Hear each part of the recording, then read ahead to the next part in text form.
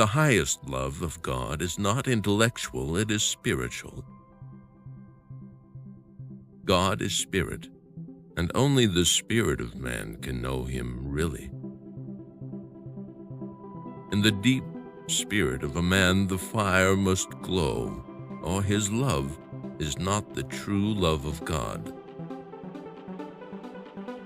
The great ones of the kingdom have been those who loved God more than others did. We all know who they have been, and gladly pay tribute to the depths and sincerity of their devotion.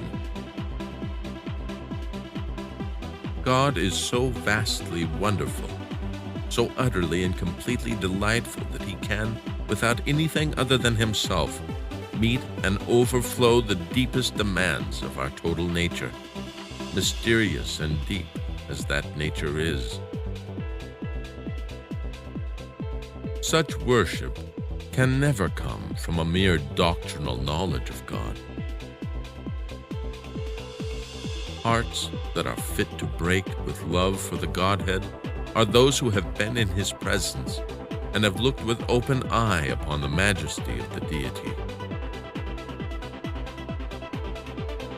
Men of the breaking hearts had a quality about them not known to or understood by common men.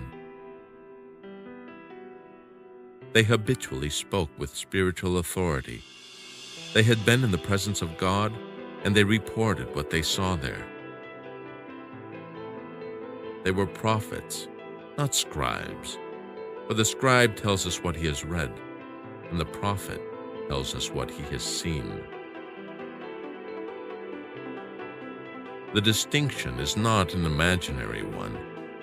Between the scribe who has read and the prophet who has seen, there is a difference as wide as the sea.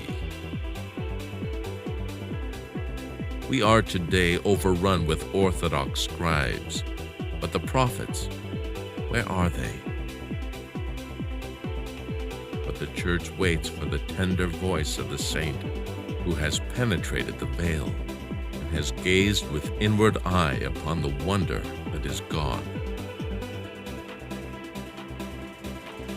And yet, thus to penetrate, to push in sensitive living experience into the holy presence, is a privilege open to every child of God.